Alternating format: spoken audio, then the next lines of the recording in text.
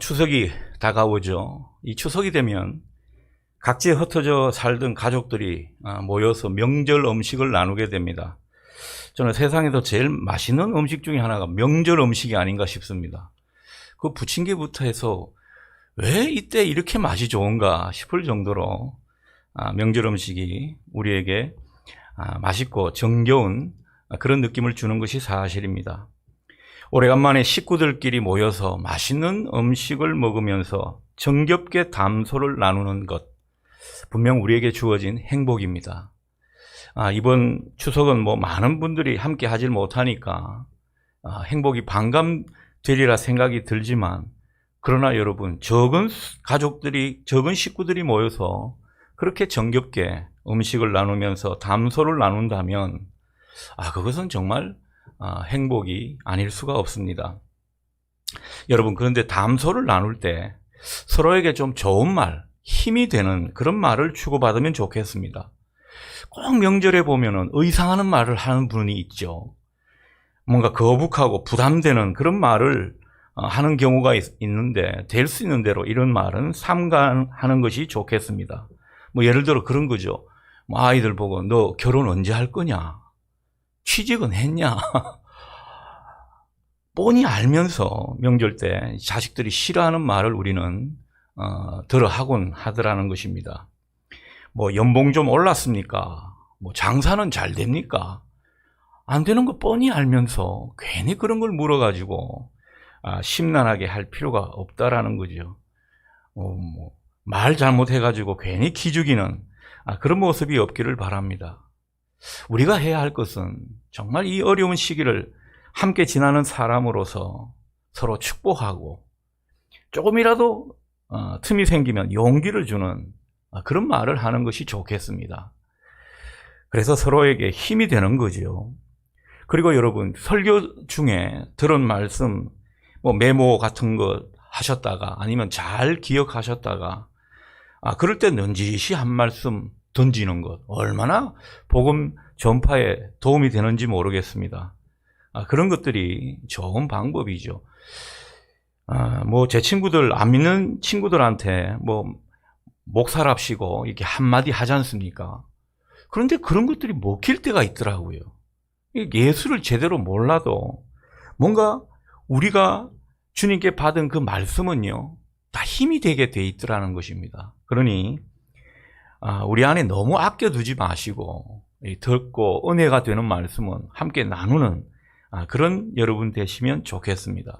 아무튼 이 식구들끼리 정겨운 밥상을 마주하며 좋은 시간을 갖고 좋은 말 주고받는 그 모습 속에 하나님 나라는 임하게 되는 것입니다. 하나님의 뜻이 이루어지는 것이죠.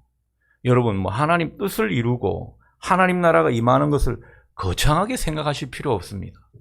우리에게 주어진 그 소중한 시간을 정말 따뜻하게 서로 사랑의 언어를 주고받으며 그렇게 시간을 가진다면 그것이 바로 천국이라는 것이죠.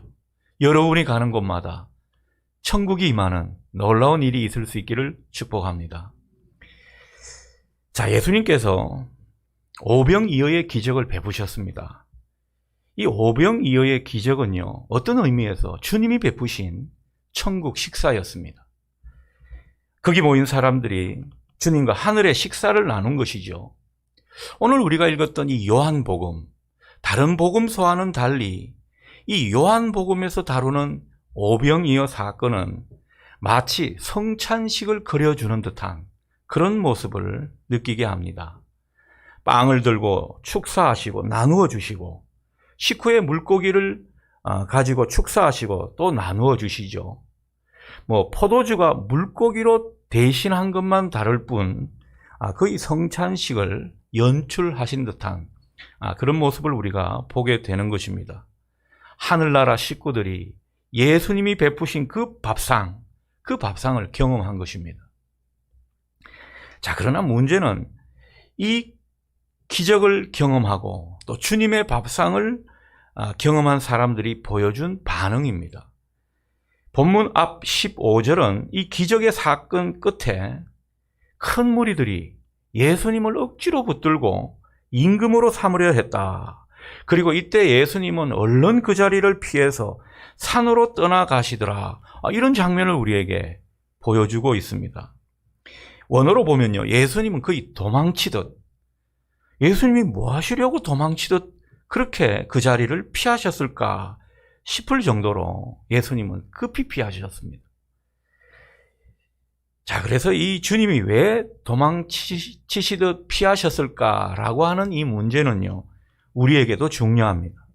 왠고 하니까 주님은 때로는 우리한테서도 피하실 수 있기 때문입니다. 주님이 늘 우리 곁에 계시고 싶어 하지만은 어떨 때는 떠나고 싶을 때가 있더라는 거죠. 주님은 우리 필요에 관심이 많으시고 또 우리에게 은혜 베푸시고 복을 주시려 하시는 분이지만은 어떤 때는 좀 얘들하고 멀리 떨어져 있고 싶다, 이런 어떤 마음을 가지실 때가 있더라는 것입니다. 예수님은 무리를 피해서 숨으실 때도 있었는데요, 우리에게서도 뭔가 숨으시는 듯한 그런 인생의 때를 맞이할 수도 있기 때문입니다. 자, 예수님의 기적을 맛본 많은 사람들, 이 무엇이 문제였던가? 여러분, 이 사람들은요, 오병이어 사건을 통해서 구약의 어느 사건을 연상했습니다. 무슨 사건일까요? 구약에서 출애굽 시대에 만나가 내리던 그 사건을 연상했던 것입니다. 그래서 이 오병이어의 기적을 일으킨 예수님, 어떤 선지자로 보았겠습니까?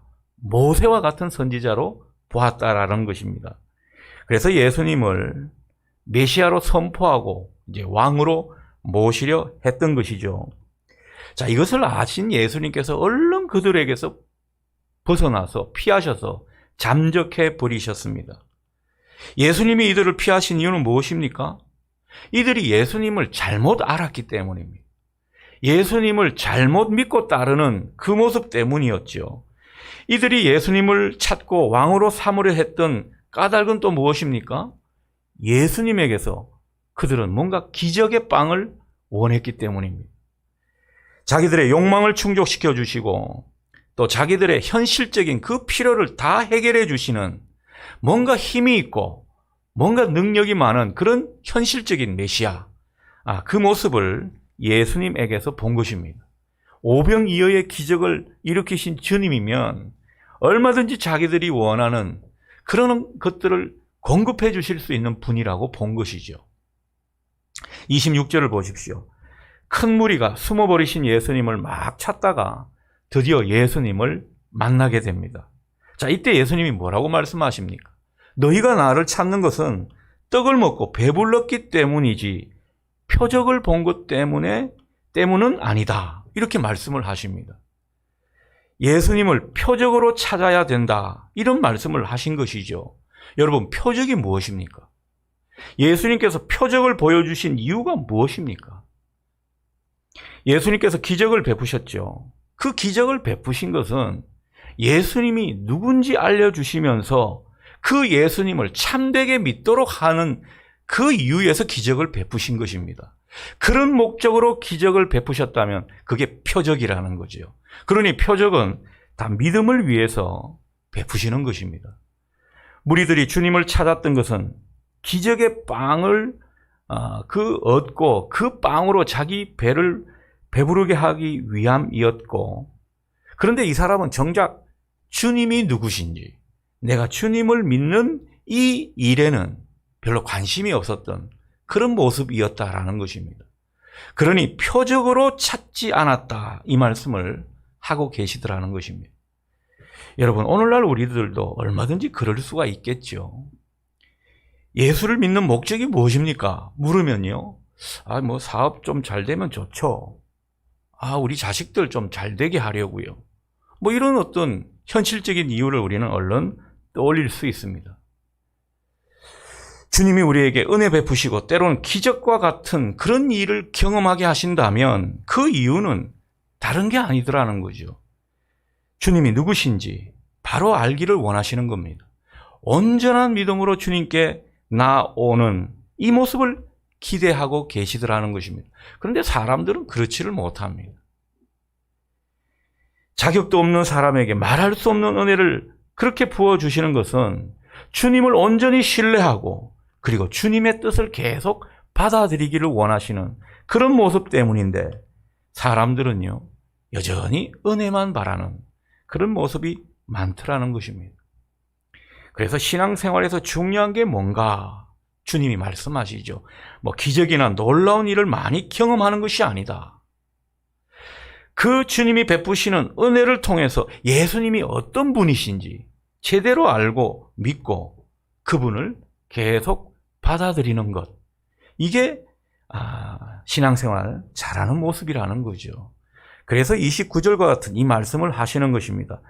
하나님께서 보내신 이 곧 예수 그리스도를 믿는 것이 하나님의 일이니라. 여러분, 우리가 하나님의 일이면 가장 중요한 일이라고 생각하지 않습니까? 무엇이 중요한디? 우리에게 뭐가 중요한가? 바로 예수를 제대로 믿는 것. 이게 중요한 일이라는 것입니다. 여러분, 이 일을 제일 중요하게 여기실 수 있기를 바랍니다. 자, 예수님께서 사람들에게 알려주시고 싶었던 당신의 모습은 35절에 잘 나와 있습니다. 우리가 읽었던 본문 바로 뒤에 있죠.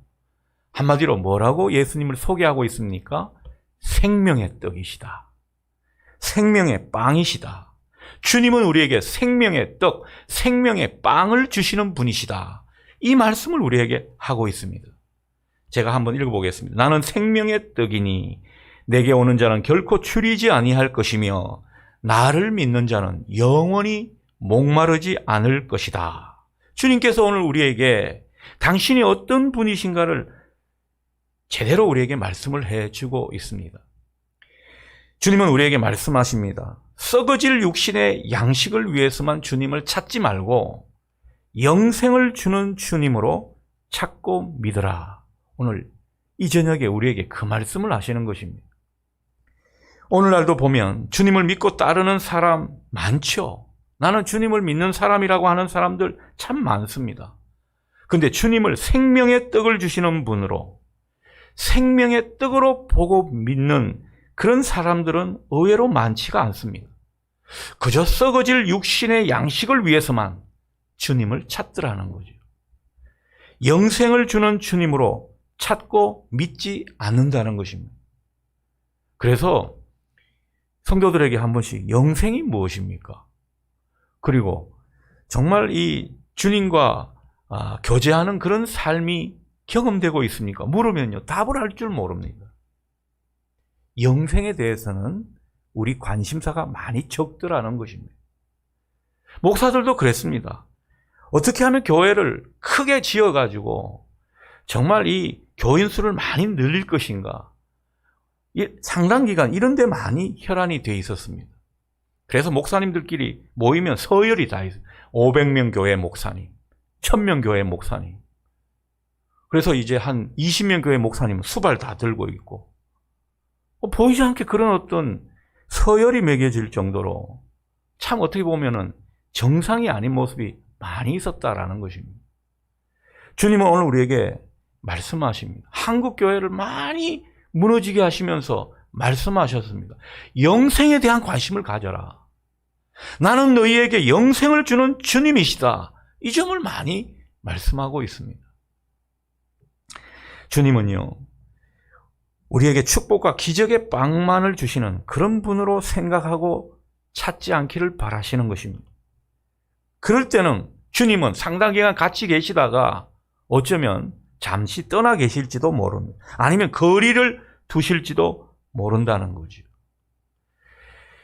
주님은 우리에게 눈에 보이는 그런 복을 많이 주시면서 우리를 흥분시키시는 그런 분이 아니라는 거죠. 사업에 복을 주시고 자식들 잘 되게 하시고 내 건강 다 챙겨주시는 그런 분으로만 존재하시지 않는다는 것입니다. 주님은 우리에게 이 땅의 축복과 육신의 만족만을 주시려 오신 분이 아니십니다. 우리에게 영생을 주시고 영생의 복을 알고 누리게 하시려고 이 땅 가운데 찾아오신 분이시라는 거죠. 그러니 우리가 주님을 찾고 구하는 주님을 믿는 목적이 이제는 더욱 분명해져야 할 때입니다. 우리는 이제 주님을 좀 바로 알고 바로 믿어야 할 것입니다. 주님을 바로 믿기 위해서는 먼저 우리가 자꾸 주님의 관점과 그리고 주님의 차원을 생각하고 그것을 수용할 줄 알아야 합니다. 우리가 말씀을 듣고 말씀을 묵상하고 설교 말씀을 나누는 그 모든 데는 어떤 이유가 있습니까? 주님의 관점을 계속 받아들이는 것입니다. 주님의 관점에 우리의 초점을 맞추도록 하는 것이죠. 그러기 위해서 우리가 말씀을 나누는 것입니다. 그렇게 할 때 우리는 주님이 보이고 주님이 진짜 어려운 가운데 우리와 함께 하심을 경험할 수가 있더라는 거죠. 여러분 어릴 때 거기 돋보기인가요? 초점을 맞추면 불이 확 일어나지 않습니까? 햇빛에다가 초점을 쫙 맞추면은 그런 것처럼 우리가 주님을 이해하고 믿기 위해서는 제대로 믿기 위해서는 주님을 바라보는 그 초점을 잘 맞추어야 한다는 것입니다. 20년, 30년 예수를 믿어도요, 초점이 안 맞으면은 계속 어린아이 신앙으로 남기 마련입니다. 어른이 되지 못하더라는 거죠. 주님께서 우리에게 바라시는 것은 주님과 코드가 맞는 모습입니다. 뭔가 신앙생활에 주님과 코드가 맞아야지 우리가 계속 성장하고 주님이 원하시는 성공을 할 것입니다. 그 가운데 우리는 영생을 주시는 주님을 더욱 알게 될 것입니다. 우리의 신앙 목적이 여기에 있기를 바랍니다. 참된 영혼의 만족이 무엇인지 주님은 분명히 우리에게 깨닫고 알게 해 주시더라는 것입니다. 주님에게 있는 진정한 생명을 우리는 공급받게 되는 것입니다. 주님을 제대로 알 때 이 참된 만족과 영생을 얻게 되더라는 것입니다. 그렇다고 주님께서 우리에게 영혼의 만족만을 얻어라, 너희들은 영생의 복만 받아라, 이렇게 하실 분이 아니죠. 주님의 초점은요, 우선순위에 있습니다.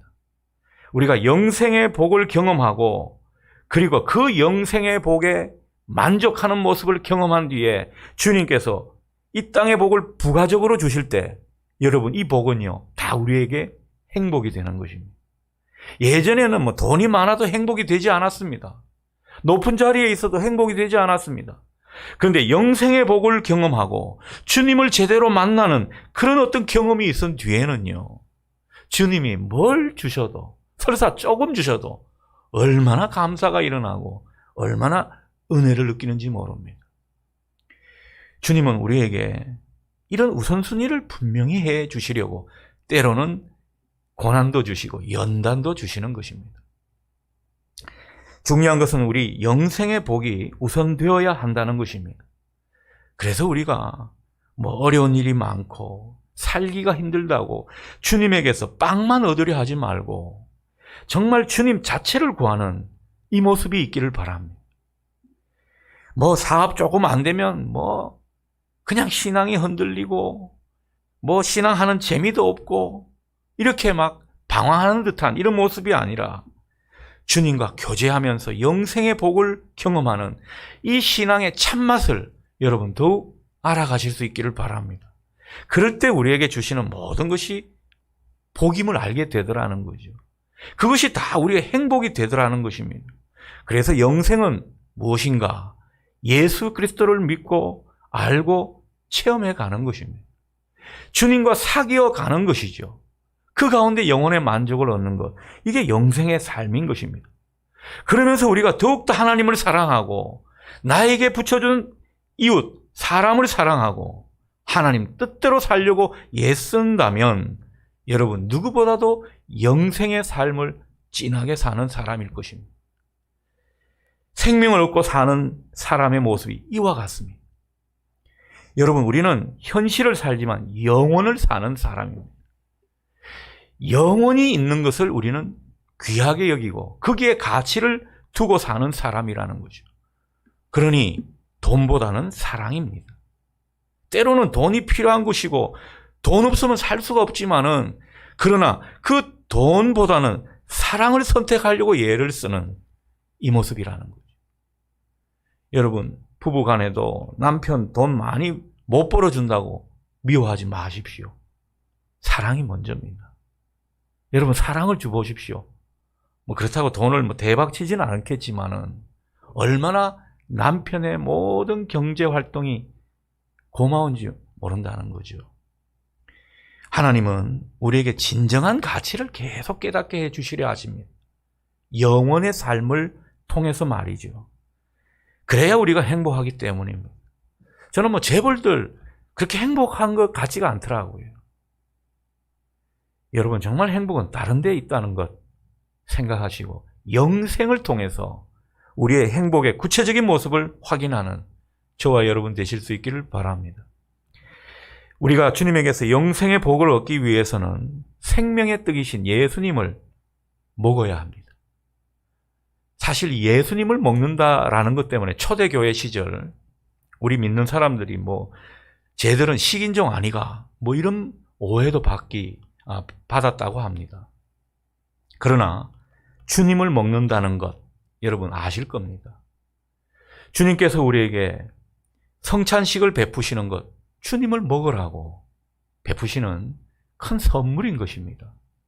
먼저 우리는 주님을 먹음으로써 점점 주님을 닮아가고 참된 신자가 되는 것입니다. 여러분, 생명의 떡이신 주님을 먹으십시오. 그 주님을 먹는 것은 우선 주님께서 공급해 주시는 그 영생의 말씀을 믿음으로 받아 먹는 것이 주님을 먹는 것입니다. 그래서 우리가 예배 때마다 말씀이 빠지지 않는 것입니다. 주님을 먹기 위함입니다. 우리가 이 영생의 말씀을 받으면서 점점 영생의 복을 얻고 영생의 삶을 살고 주님과 실제적인 교제를 하고 그 말씀대로 살아가면서 우리는 영원의 삶으로 계속 이어지고 있는 것입니다. 우리의 구원을 완성시키는 일은요, 말씀 없이는 되지를 않습니다. 우리가 말씀을 믿음으로 받고 그 말씀을 순종함으로 살아내게 되면 우리는 점점 예수님을 닮아가게 돼 있습니다. 여러분, 경험해 보셨을 겁니다. 우리가 예수님을 점점 닮아갈수록 행복의 크기는 더 커진다는 것 여러분 인정하시지 않겠습니까? 예수님과 거리가 먼 그런 인격과 모습일수록 어쩌면 불행한 사람인지도 모릅니다. 그러니 우리는 주님을 계속 닮아가야 하는 거죠. 영생의 말씀을 먹고 받아들임으로써 주님을 점점 닮아가게 되는 것입니다. 여러분, 주님의 말씀을 계속 먹어보십시오. 주님의 그 생각, 주님이 삶을 어떻게 사셨는지 그 삶을 향한 태도, 그리고 주님의 휴머니즘, 주님의 인격, 이런 것들이 막 전이가 되는 것입니다. 그래서 아이고 저 사람 예수 제대로 믿더니만 사람이 달라졌네, 이 소리를 듣게 되는 것이죠. 하지만 말씀을 잘 공급받지 않고 그 영생의 말씀을 믿고 순종함으로 살아내지 않는다면 우리는 자라나지 못합니다. 영적인 영양 결핍 상태에 이릅니다. 심지어 영적으로 병들게 됩니다. 여러분, 성장해야 되는 사람이 성장하지 않고 계속 거기에 머물러 보십시오. 그게 병든 거죠. 여러분, 영적으로 병이 든 상태에서는요, 다른 사람을 괴롭히게 되어 있습니다. 내가 살기가 힘드니까 다른 사람을 들들 뽑게 되더라는 것이죠. 이거는 자연적인 이치가 되는 것입니다. 그러니 저는 우리 교회에 속한 모든 성도들, 특별히 중직자라고 하시는 분들이 영적으로 병들거나 영적인 결핍 상태에 있지 않기를 바랍니다. 정말 인생을 방황하지 않고 소모하지 않기를 바란다는 것이죠. 제 기도가 늘 거기에 있는데 기도는 늘 부족한 것 같아요. 여러분, 작은 예수님의 모습이 우리 안에서 조금씩 형성돼 가고 성령의 열매가 조금씩 맺혀간다면 여러분, 그 자체도 좋은 것이지만 주님의 만 가지 복은 그때부터 새롭게 경험되는 것입니다. 진짜 복은 그때부터라는 거죠. 그러니 우리는 계속 말씀을 통해서 변화되기를 힘써야 한다는 것입니다. 하나님께서 이 그릇의 크기가 다 다릅니다. 목사로 부르심을 받았으면 다른 사람보다도 더 하나님을 자주 경험하게 하니까 더 많이 자라기를 원하시겠죠. 그런데 목사가 그렇게 하지 못하면은 결국 자기 안의 모순을 이제 다른 사람 들들 볶는 걸로 나오는 거죠. 그리고 교인들 못 살게 굴 겁니다. 이상한 소리 해가면서. 여러분, 이상한 소리 제가 만일 하게 되면 저를 위해서 특별히 기도해 주십시오. 우리 목사님 영적으로 더 자라게 해 주십시오. 이렇게 기도하시면 됩니다. 영적으로 못 자랐기 때문에 그렇다는 것이죠. 생명의 떡이신 주님을 먹는 또 하나의 행위는 오늘 우리가 하게 될 성찬식입니다. 여러분, 우리는 성찬식을 통해 주님의 살과 피를 먹습니다. 주님의 살이 우리 살이 되고 주님의 피가, 그 보혈의 피가 우리 혈관 속에 흐르게 되는 것입니다. 여러분, 이 믿음으로 참여하셔서 이것을 경험하시는 여러분 되시기를 바랍니다. 여러분, 주님의 피가 우리 속에 힘있게 돌게 되면 우리가 예수의 사람 되지 않겠습니까? 말씀을 먹는 것뿐만 아니라 성찬식에서 주님이 베푸신 이 떡과 잔을 먹는 것 얼마나 중요한지 모르겠습니다. 그래서 우리가 코로나 시대에 개인 성찬 키트를 사용해서 안전한 상태에서 성찬식을 굳이 하게 된 이유인 것입니다. 여러분, 우리가 주님을 먹고 또 주님을 체험하게 될수록 우리는 영생의 삶을 살게 되는 것입니다. 주님과 교통하며 사귀어가는 그런 영적인 사람으로 더욱 분명하게 살아가는 것입니다. 오늘 우리가 나눌 이 성찬식을 통해서 주님을 더욱 깊이 느끼시고 주님의 살과 피가 우리 것이 되는 이 은혜의 역사를 믿음으로 바라보시면서 주님과 더욱 하나가 되는, 주님과 더욱 함께하는 우리 모두가 될 수 있기를 바랍니다. 그래서 만 가지 복을 받고 영적인 DNA가 점점 바뀌어가는 우리 모두가 될 수 있기를 축복합니다.